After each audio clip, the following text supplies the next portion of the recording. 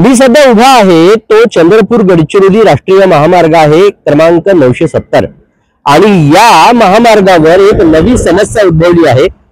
केसला घाट परिसरामधून जाणारा हा जो हिरवागार मार्ग आहे या मार्गावर के मार्क नावाची जी वाघीण आहे ती येणाऱ्या जाणाऱ्या नागरिकांवर दुचाकी स्वारांवर चाल करून जात आहे आणि गेले 10 दिवस झाले ही समस्या सुरू आहे। या भागात असलेल्या ज्या वाघीण आहे आणि तिची पिलं आहेत यांना कुठलीही इजा होऊ नये आणि येणाऱ्या जाणाऱ्या नागरिकांना दुचाकीस्वारांनाही काही इजा होऊ नये यासाठी म्हणून एक वेगळ्या प्रकारची उपाययोजना ही वन विभागानं पहिल्यांदाच इथे उभारली आहे।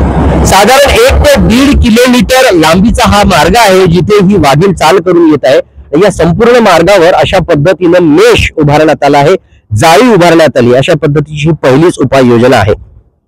ही उपाययोजना कशी काम करते आणि हा सगळा जो प्रॉब्लेम आहे तो सॉल्व्ह होतो का हे बघणं महत्त्वाचं ठरणार आहे। वन विभागाची उपाययोजना कशी सुरू आहे याबाबत या ठिकाणी तैनात असलेल्या वनरक्षक सांगत आहेत।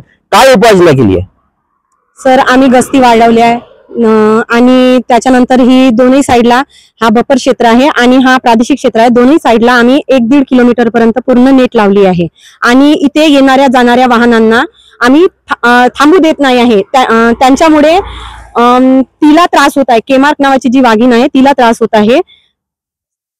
निश्चितपणे आपण बघितलं की एक ठोस उपाययोजना ही वन विभागाच्या वतीने करण्यात येत आहे। चंद्रपूर जिल्हा हा वाघाचा जिल्हा आहे आणि अशा पद्धतीने एक समजा उपाययोजना महत्वाची आणि सफल ठरली तर ती अन्य भागामध्ये देखील लागू होऊ शकते। Ashish Ambade, Zee Media, Chandrapur.